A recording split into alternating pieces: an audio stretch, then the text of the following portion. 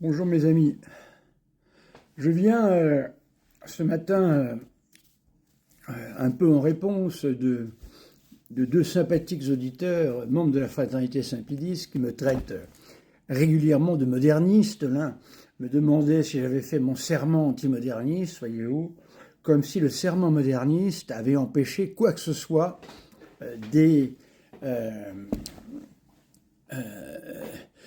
des différentes catastrophes que nous avons vu venir dans l'Église. Je ne crois pas. Le serment anti-moderniste, hélas, a été prêté par les plus grands modernistes en faisant une restriction mentale, c'est tout, c'est pas compliqué. Jamais une formule ne peut protéger l'Église de quelque hérésie que ce soit.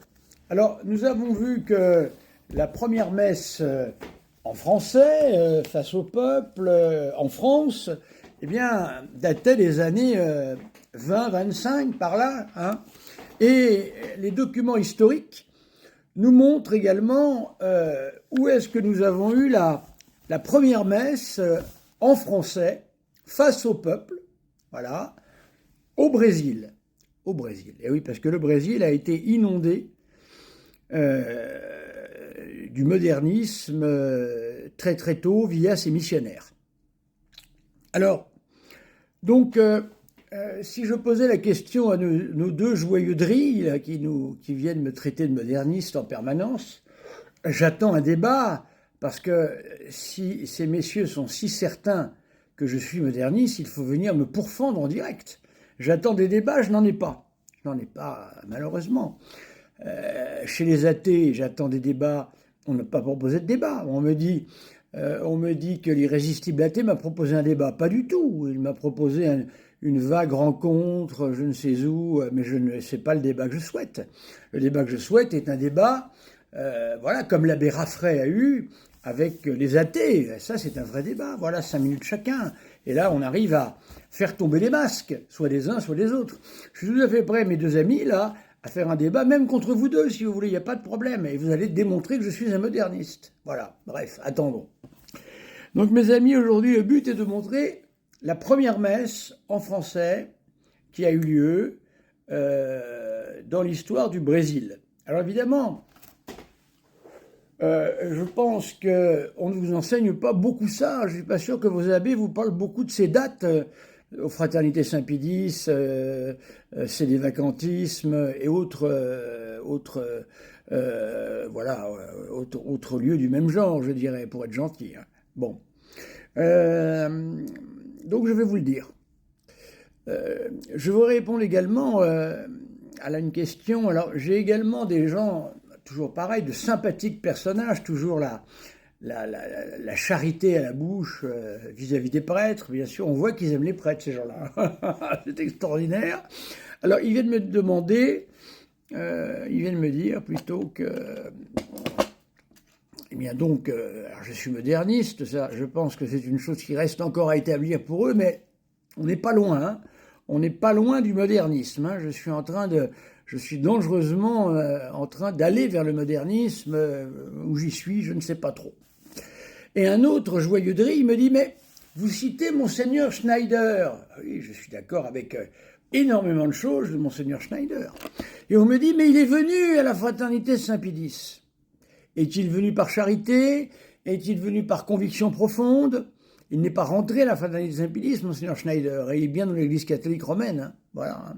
Il ne l'a pas quitté malgré votre positionnement de nécessité, comme vous le dites, hein, qui n'est autre chose, en fait, comme je l'ai toujours dit, qu'un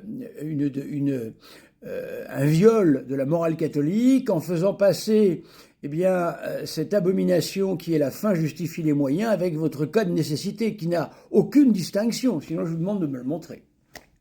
La Monseigneur Schneider va peut-être, encore une fois, par charité vers vous. Moi, j'ai déjà été aussi avec nous avions été invités avec un autre prêtre du temps de la main tendue sous Benoît XVI, nous avions été aussi invités par des prêtres de la fraternité Saint-Pédis. Ça ne fait pas de moi quelqu'un de la fraternité Saint-Pédis, très loin s'en faut.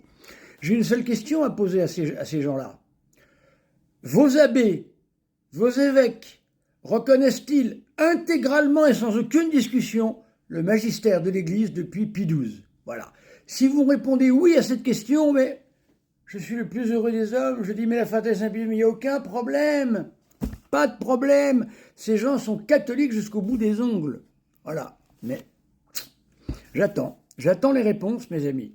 Voilà. J'attends un prêtre qui vienne faire une vidéo et me dire « Monsieur l'abbé, vous vous êtes mépris sur nous. Nous reconnaissons bien sûr l'intégralité du magistère depuis Pie XII, bien évidemment. » J'attends, mes amis. Mais je sais qu'ils ne le reconnaissent pas. Mais ils ne peuvent pas le dire en direct, parce qu'ils n'ont pas la même, ils n'ont pas le même sens de la transparence, dirons-nous, que les CD vacantistes.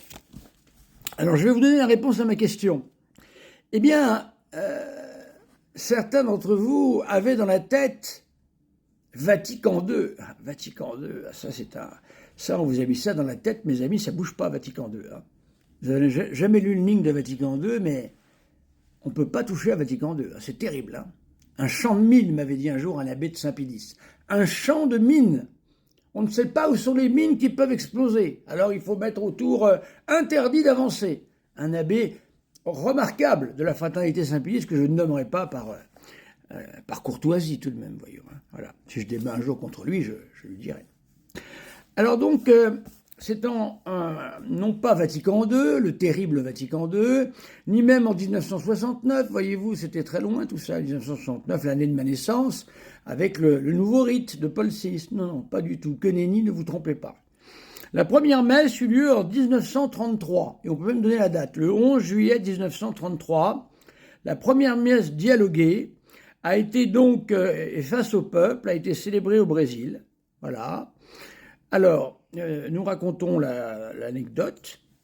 Dans la salle principale, le père, toujours des moines, dont Michelet, prépara un autel pour la célébration de la messe. Mais à notre grande surprise, au lieu de placer la table contre le mur, il la plaça au centre de la pièce et disposa un demi-cercle de table contre le mur et il la plaça au centre de la pièce et disposa un demi-cercle de chaises en disant qu'il s'apprêtait à célébrer face à nous et en brésilien. C'était la première messe célébrée au Brésil face au peuple dans la langue locale. Voilà mes amis. Donc qu'allons-nous chercher Vatican II? Qu'allons-nous chercher Paul VI? Qu'allons-nous chercher 1969? Ici nous sommes en 1933. Sous tous ces papes que vous louez en permanence en pensant que leur magistère était formidable, qu'il n'y avait aucun problème, que tout roulait merveilleusement, mes amis. Comme disait le grand historien Jacques Bainville, et c'est vrai pour l'Église, tout a toujours très mal marché. Merci mes amis.